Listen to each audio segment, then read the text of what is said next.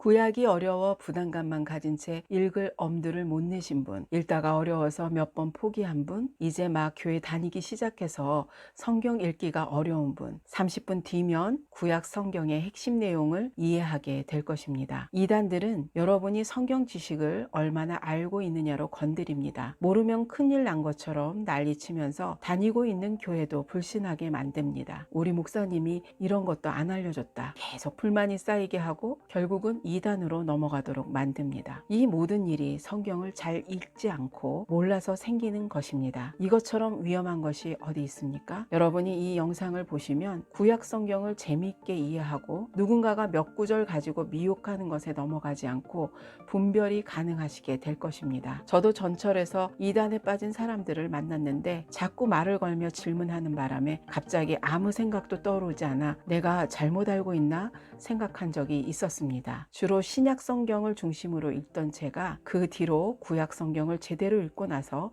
오히려 미혹에 빠진 이단을 만나면 당신들이 잘못 알고 있다 당당하게 말하면서 설명하니 당황하고 자리를 피하는 것을 볼 수 있었습니다. 구약 성경을 보는 관점은 여러 방식이 있습니다. 그 중에 연대기를 통해서 보는 것도 있고요.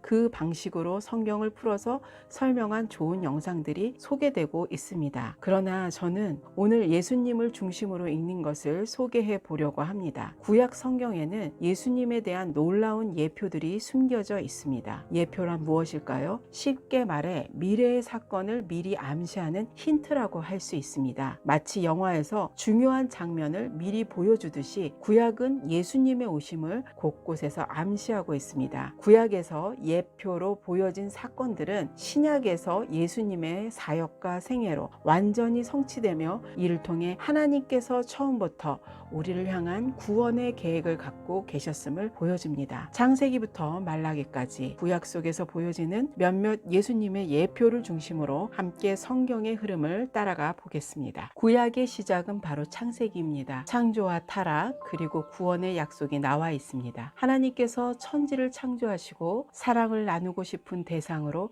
사람을 지으셨습니다. 첫사람 아담과 하와가 에덴 동산에서 하나님과 함께 소통하는데 아무 문제 없고 평안하고 즐겁게 살던 그 상태를 한번 여러분도 떠올려 보십시오. 하지만 뱀의 유혹을 받아 하나님이 먹으면 정령 죽으리라 하신 선악과를 먹고 죄를 범하게 됩니다. 그런데 그 순간 하나님은 심판과 함께 구원의 메시지도 주셨습니다. 창세기 3장 15절 여자의 후손이 뱀의 머리를 상하게 할 것이라는 약속은 인류가 회복될 것이라는 첫 번째 구원의 약속이었습니다. 이 여자의 후손이 바로 예수님을 가리킵니다. 첫 번째 아담이 죄로 인해 타락을 가져왔다면 예수님은 마지막 아담으로서 인류에게 구원을 가져오신 분입니다. 신약성경 고린도전서 15장 22절에는 아담 안에서 모든 사람이 죽은 것 같이 그리스도 안에서 모든 사람이 삶을 얻으리라 라고 나와 있습니다. 창세기의 처음부터 하나님은 이미 예수님을 준비하고 계셨다는 것을 알 수 있습니다. 이제 노아의 방주 이야기를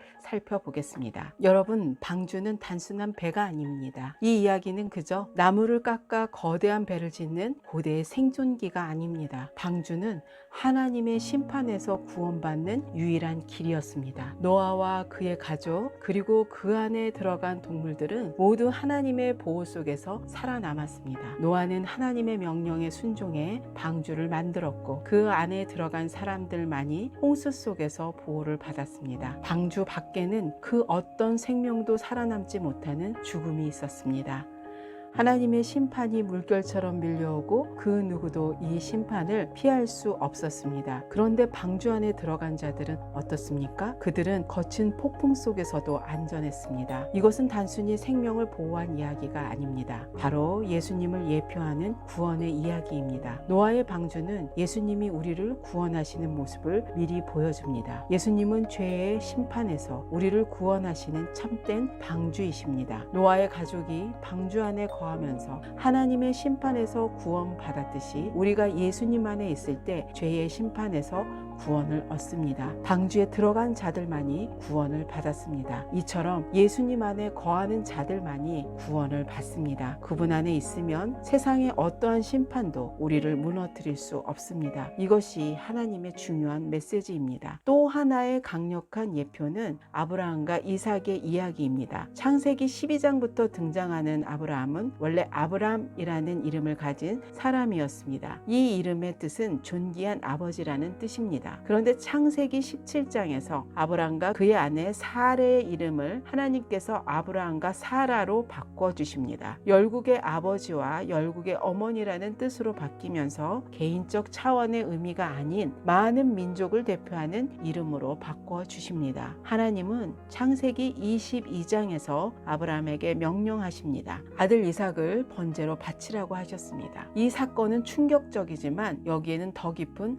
하나님의 계획이 숨겨져 있습니다. 아브라함이 나이 100세가 되어 얻은 아들이 얼마나 소중했겠습니까? 하지만 아브라함은 하나님의 말씀에 순종해 제물로 바치려 합니다. 이때 하나님은 아브라함의 믿음을 인정하셨고 어린 양을 준비해 이삭 대신 그 양을 제물로 바치게 하셨습니다. 여기서 하나님이 준비하신 어린 양이 바로 예수님을 상징합니다. 아브라함은 이삭 대신 양을 바칠 수 있었지만 하나님은 인류의 죄를 대신해 자신의 아들 예수님을 속죄하는 희생의 제물로 이때부터 예비하고 계신 것을 우리에게 보여주고 계십니다.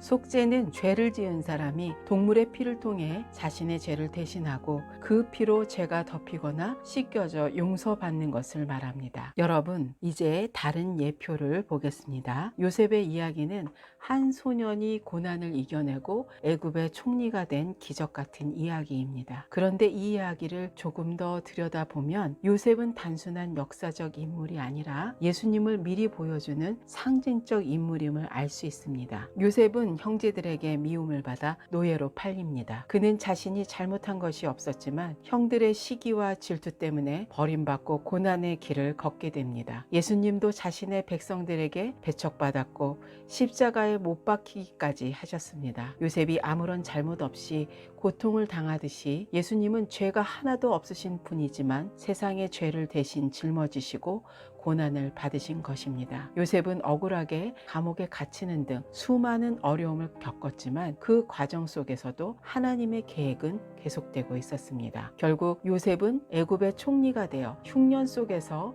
많은 사람을 구원하는 역할을 하게 됩니다. 이 또한 예수님을 미리 보여주는 예표입니다. 예수님도 고난을 통해 구원의 길을 열어주셨습니다. 십자가에서 죽임당하신 예수님은 부활을 통해 모든 인류를 구원하시게 되었습니다. 요셉이 애굽에서 수많은 사람을 살리듯이 예수님은 자신의 희생으로 온 세상을 구원하셨습니다. 또한 요셉이 자신을 배신한 형들을 용서하는 장면이 나옵니다. 요셉은 형들이 자신을 노예로 판 것을 원망하지 않고 오히려 그것이 하나님의 계획이었음을 깨닫고 형들을 용서합니다. 이 부분은 예수님의 용서와 놀랍게 닮아 있습니다. 예수님은 자신의 십자가에 못 박은 자들을 향해 아버지 저들을 용서하소서 자기들이 하는 것을 알지 못함이니이다 라고 기도하셨습니다. 요셉의 용서와 화해는 예수님이 우리에게 베푸신 무조건적인 사랑과 용서를 보여줍니다. 요셉의 이야기는 단순한 고난과 성공의 이야기가 아니라 미리 보는 예수님의 이야기입니다. 이제 출애굽기로 가보겠습니다. 모세의 이야기는 위험 속에서 시작됩니다. 이스라엘 백성이 애굽에서 점점 인구가 늘어나자 위협을 느낀 바로는 태어나는 히브리 남자 아기들을 모두 죽이라는 명령을 내립니다. 그런데 하나님은 모세를 특별히 보호하십니다. 그의 부모는 모세를 갈대 상자에 넣어 나일강에 띄우고 결국 그는 애굽 공주의 손에 구출되어 왕궁에서 자라나게 됩니다. 이 이야기는 예수님의 탄생과도 놀랍게 연결됩니다. 예수님도 태어날 때부터 헤롯 왕이 유대인의 왕으로 태어난 예수님을 두려워해 베들레헴의 2살 이하 모든 남자 아기들을 죽이라는 명령을 내렸습니다. 하지만 하나님은 예수님을 보호하시고 그분이 구원의 길을 걸어가도록 인도하셨습니다. 모세와 예수님은 모두 위협 속에서 특별히 보호받은 아기들이었고 하나님께서 이 땅에 보내신 특별한 목적을 가지고 있었습니다. 모세는 애굽의 왕궁에서 편안하게 자랄 수 있었지만 그는 자신의 백성이 고통당하는 것을 보고 그들을 구하려는 마음을 품습니다. 그리고 히브리 동족이 학대받는 것을 보고 애굽 사람을 처치하고 결국 애굽을 떠나 광야로 도망치게 됩니다. 이 사건은 모세가 왕궁의 영광을 포기하고 백성의 고난에 동참한 상징적인 장면입니다. 예수님도 이와 같은 길을 걸으셨습니다. 특히 빌립보서 2장에 보면 예수님이 본래 하나님의 본체이셨으나 스스로 낮추셔서 종의 형체를 입고 사람으로 태어나셨으며 죽기까지 순종하셨다는 말씀이 나옵니다. 모세가 백성을 위해 왕궁을 떠나 고난 속으로 들어간 것처럼 예수님도 인류를 구원하기 위해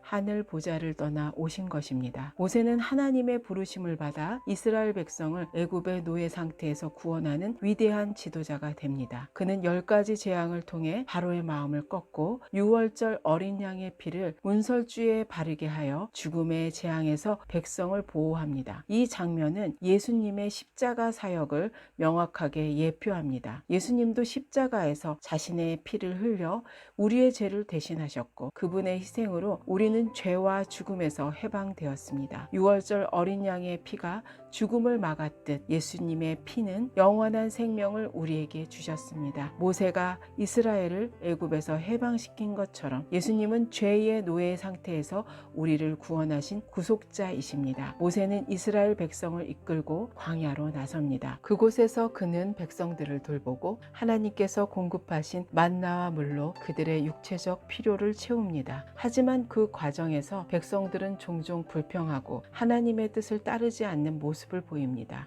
모세는 이 광야에서 백성의 중보자 역할을 하며 하나님의 인도하심을 따라 그들을 약속의 땅으로 이끌어 갑니다. 모세가 이스라엘 백성들을 광야에서 이끌었던 것처럼 예수님은 우리를 영적 광야에서 인도하시며 우리의 필요를 채우고 하나님과의 관계를 회복하게 하십니다. 모세는 시내산에서 하나님께 십계명과 율법을 받았습니다. 그는 이 율법을 통해 이스라엘 백성이 어떻게 하나님과의 관계를 유지해야 하는지를 가르칩니다. 하지만 모세가 준 율법은 인간의 죄성 때문에 완벽하게 지켜지기가 어려웠습니다. 결국 이 율법은 인간의 죄를 깨닫게 해주는 역할을 했습니다. 예수님은 새로운 언약을 주시는 분입니다. 예수님은 내가 새 언약의 피로 너희를 구원하겠다고 말씀하시며 은혜와 진리를 통해 우리를 하나님께로 이끄십니다. 모세가 백성에게 율법을 줘서 하나님과의 관계를 맺게 했던 것처럼 예수님은 자신의 희생을 통해 하나님과 우리 사이에 새로운 길을 여셨습니다. 예수님은 율법의 완성자로 오셔서 그분을 믿는 자마다 영원한 생명을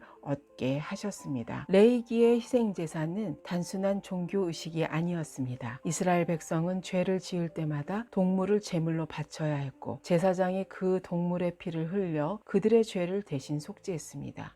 하지만 이 제사는 완벽한 해결책은 아니었습니다. 죄는 계속 반복되었고 그때마다 제사를 반복해야 했습니다. 그러니 죄를 지으면 또다시 제물을 바쳐야 하는 끝없는 죽음의 과정이었습니다. 그런데 이 제사들이 중요한 이유는 예수님이 오셔서 이루실 희생을 미리 보여주는 상징이었다는 점입니다. 레위기에서 동물이 죄를 대신해 희생된 것처럼 예수님은 인류의 죄를 대신해 십자가에서 자신의 피를 흘리셨습니다. 하지만 결정적 차이가 있습니다. 레위기의 동물 제사는 매번 반복되어야 했지만 예수님의 희생은 단 한 번으로 충분했습니다. 히브리서 10장에서는 이 점을 명확하게 설명합니다. 제사장들이 날마다 같은 제사를 반복하지만 그 제사는 완전하지 않아서 죄를 영원히 없애지 못했습니다. 그러나 예수님은 한 번의 영원한 제사로 모든 죄를 해결하셨습니다. 이제 더 이상 제사가 필요 없게 된 것입니다. 예수님은 완전한 제물이셨기 때문입니다. 그리고 레위기의 제사장들은 백성들의 죄를 대신해 속죄하기는 했지만 그들 스스로도 죄인이었습니다. 하지만 예수님은 완전한 대제사장으로 죄 없는 분으로서 우리를 대신해 하나님 앞에서 영원히 중재자가 되어주셨습니다. 동물의 피로 일시적인 속죄를 받던 시대에서 예수님의 단 한 번의 희생으로 모든 죄를 영원히 해결받는 새로운 시대가 열린 것입니다. 이로써 예수님은 우리를 하나님과 완전히 화해시키는 길을 여셨습니다. 민수기는 고대 이스라엘의 광야 생활을 기록한 책으로 그 속에는 여러 예수님의 예표가 숨겨져 있습니다. 민수기 21장 4절에서 9절 말씀을 보면 이스라엘 백성들이 광야에서 길을 가다가 하나님께 불평을 늘어놓기 시작합니다. 어찌하여 이 광야에서 우리를 죽게 하는가? 먹을 것도 물도 없고 우리 마음이 이 하찮은 음식을 싫어한다 하자 하나님은 그들에게 불뱀을 보내시고 그 뱀에 물린 사람들이 죽어가기 시작했습니다. 그러자 백성들은 겁에 질려 모세에게 가서 도와달라고 애원합니다. 이때 하나님은 모세에게 놋뱀을 만들어 장대위에 매달아라. 그것을 보면 살리라 라고 말씀하셨습니다. 백성들은 뱀에 물렸지만 장대위의 놋뱀을 쳐다보고 살게 되었습니다. 이 이야기가 예수님과 어떤 관련이 있을까요? 요한복음 3장에서 예수님은 이 사건을 직접 언급하십니다. 모세가 광야에서 뱀을 든 것처럼 인자도 들려야 하리라 라고 말씀하십니다. 이 사건은 예수님이 십자가에 달리실 것을 미리 보여주는 상징이라는 것을 직접 말씀하셨습니다. 뱀에 물린 사람들은 죽어가고 있었지만 장대위의 놋뱀을 바라보는 것만으로 구원을 받았습니다. 마찬가지로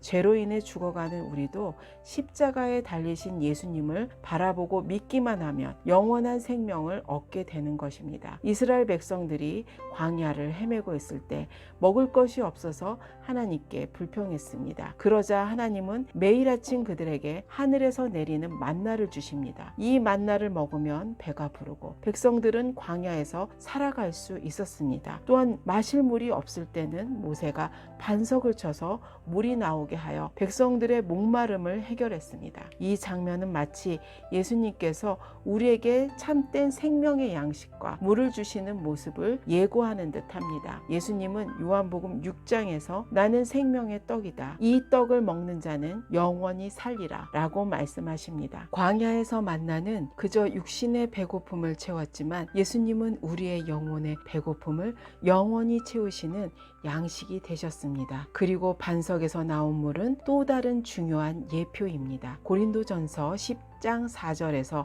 사도 바울은 이 반석이 그리스도라고 말합니다. 예수님은 요한복음 4장에서 내가 주는 물을 마시는 자는 영원히 목마르지 아니하리라 라고 말씀하셨습니다. 반석에서 물이 흘러나와 이스라엘 백성의 목마름을 해결한 것처럼 예수님은 우리의 영혼을 생명의 물로 채우시고 영원한 만족을 주십니다. 민수기에서 이스라엘 백성은 약속의 땅 가나안을 정탐하기 위해 12명의 정탐꾼을 보냅니다. 그중 여호수아와 갈렙만이 하나님을 믿고 우리가 이길 수 있다라고 외칩니다. 하지만 나머지 10명은 두려움에 사로잡혀 거인 같은 가나안 백성을 보고 두려움을 퍼뜨립니다. 결국 이스라엘 백성은 두려움에 빠져 하나님을 신뢰하지 못하고 약속의 땅에 들어가지 못하게 됩니다. 이 사건은 믿음에 대한 중요한 교훈을 주는데 여기에도 예수님을 향한 예표가 있습니다. 여호수아와 갈렙은 믿음을 가지고 약속의 땅에 들어가겠다고 외쳤고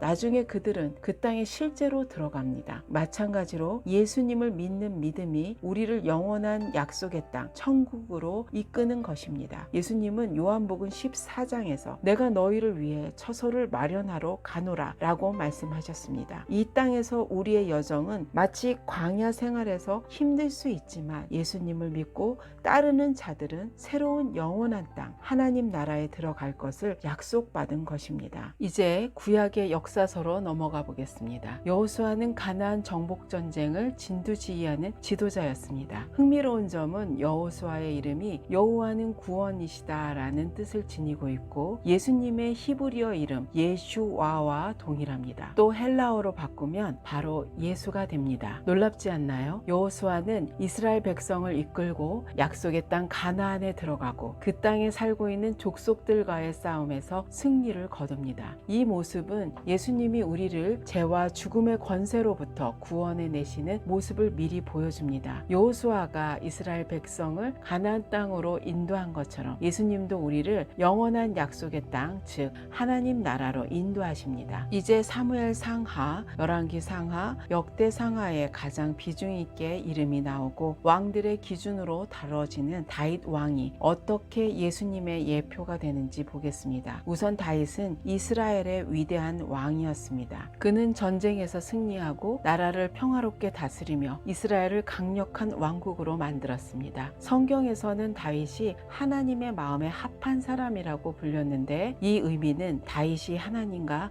아주 친밀한 관계였고 그분에 따랐다는 것을 보여줍니다. 다윗의 삶에는 예수님과 비슷한 부분들이 많이 들어 있습니다. 다윗을 떠올리면 대부분 사람들이 기억하는 장면이 있습니다. 바로 다윗과 골리앗의 싸움. 이 이야기를 모르는 사람은 거의 없을 겁니다. 다윗은 작은 소년이었지만 거대한 골리앗과 맞서서 작은 돌멩이 하나로 거인을 무찔렀습니다. 그 장면은 굉장히 인상적이죠. 용기와 믿음으로 불가능을 가능케 하는 이야기니까요. 이 사건을 조금 다르게 생각해 보겠습니다. 골리앗은 그저 커다란 적이 아니라 우리 삶의 문제와 두려움을 상징할 수 있습니다. 모든 사람이 인생에서 각자의 골리앗을 마주하게 됩니다. 누구도 해결할 수 없는 큰 문제들, 실패, 죄책감 같은 것들이죠. 하지만 다윗은 골리앗을 단번에 무찔렀고 이스라엘 백성들을 그 두려움에서 해방시켰습니다. 이것은 마치 예수님이 우리의 삶의 모든 문제와 죄를 대신해서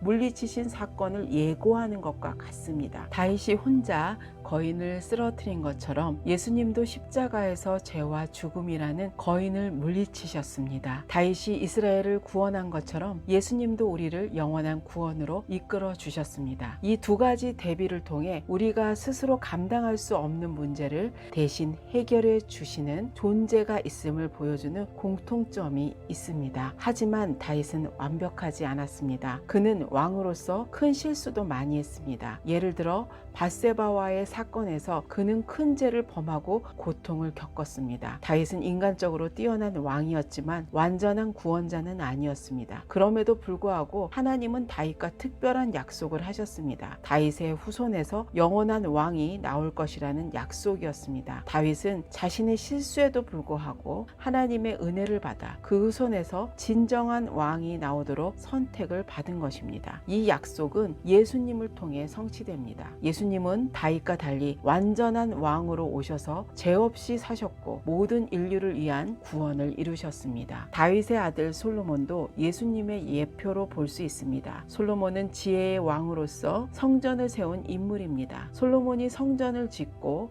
하나님께 봉헌했듯이 예수님은 우리를 위한 참된 성전을 세우셨습니다. 이제 우리는 예수님 안에서 하나님을 만나게 됩니다. 구약의 선지자들 역시 예수님을 예표하는 중요한 메시지를 남겼습니다. 먼저 이사야서에는 메시아 탄생과 고난을 예언하고 있습니다. 이사야 7장 14절은 처녀가 잉태하여 아들을 낳을 것이며 그의 이름을 임마누엘이라 하리라 라는 구절로 예수님의 탄생을 명확하게 예표합니다. 또 이사야 53장은 예수님을 고난받는 종으로 묘사하며 그분이 우리의 죄를 대신 짊어지고 희생당할 메시아임을 보여줍니다. 이사야에서는 예수님의 대속적 죽음과 부활까지도 상세하게 예언하고 있습니다. 그리고 이사야 9장 6절에서 7절 말씀에서는 평화의 왕으로서 예수님의 탄생과 왕권을 상징하는 예언을 볼 수 있습니다. 두 번째는